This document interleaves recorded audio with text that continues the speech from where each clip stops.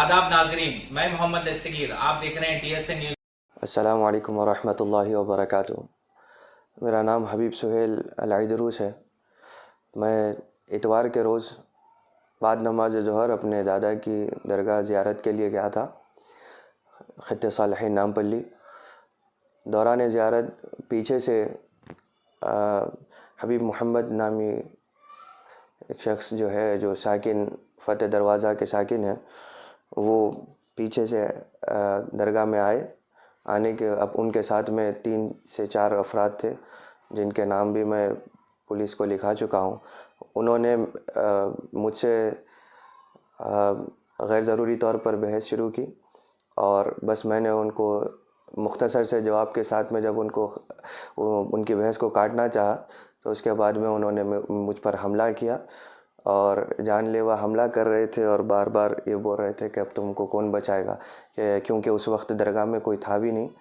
और उन्होंने मौके का फ़ायदा उठाकर मुझ पर ज़ोरदार हमला किया, जिसकी CCTV फुटेज भी हम कंप्लेंट के साथ में पुलिस स्टेशन हबीब नगर में दे चुके हैं। मैं उस वक्त ज़ियारत के दौरान अकेला था। ये हमले की वजह क्या है? हमले की वजह वो ये है कि वो मुझे अपनी दादा की दरगाह और अपने ही दादा के घर में आने से रोकने की कोशिश कर रहे थे, और वो चाह रहे हैं कि मैं आना बंद कर दूं, जबकि उनके और मेरे दादा एक ही हैं और वो हमारे करने वाले आपके रिश्तेदार भी हैं। और उनको बेजा उनके जहन में चंद शकूक और शुबहात है, जिसको उनके साथ वालों ने शायद फ़रोग़ दिया, जिसकी वजह से उनका शक इतना बढ़ गया कि वो दीवानगी की हद से मुझ पर हमला करने लगे। और ये एक बार नहीं था, माजी में मेरे साथ में एक एक्सीडेंट भी करवाया गया था। उससे पहले जा बजा मुझे दूसरे मुकामात पर रोककर मुझे धमकियां भी दी जा रही थी। उससे पहले आप कंप्लेंट नहीं दी? तो मैं उनकी उस चीज़ों को, उनका बेजा गुस्सा और बेवकूफ़ी समझकर मैं खामोश होता गया। जब कंप्लेंट नहीं दिया था मैं, लेकिन अब इस बार जब उन्होंने इस अंदाज से जो हमला किया, तो मैं उसका रिस्पॉन्स देना चाहता हूँ कि ये एक बार था तो खामोश हो गए, लेकिन ये बार बार हो रहा है। और वो धमकियाँ भी दिए थे और वो धमकियों को पूरी करने लगे। तो अब अगर मैं नहीं भागता अगर दरगाह से, तो मालूम नहीं था कि वो क्या कर देते। मैं सीधा फिर पुलिस स्टेशन गया, कंप्लेन लिखाया।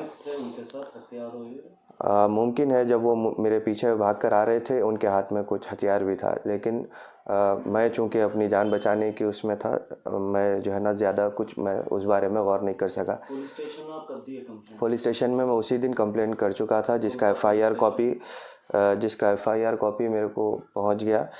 मैं हबीब नगर PS में मैंने कंप्लेंट लिखाई थी। कुछ कंप्लेंट पेपर है आपको?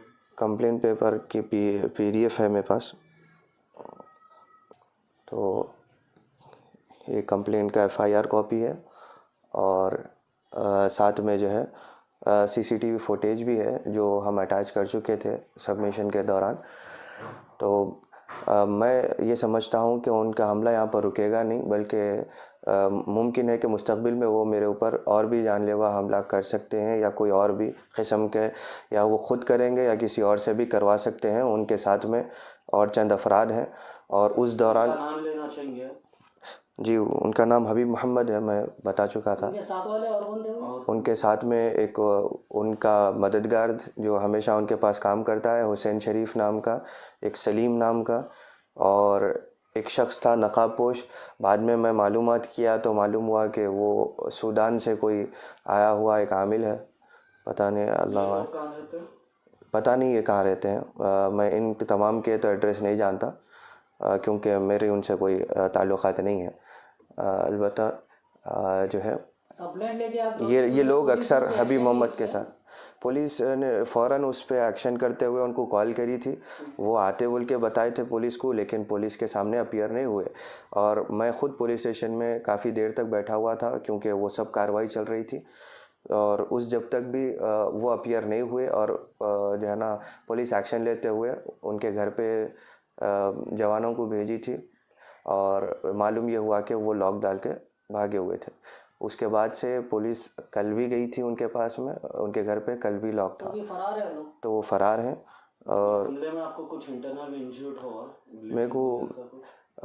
इंटरनल इंजरीज यानी कि जो नहीं दिखाई दे रही वो इंजरीज ज़्यादा हैं।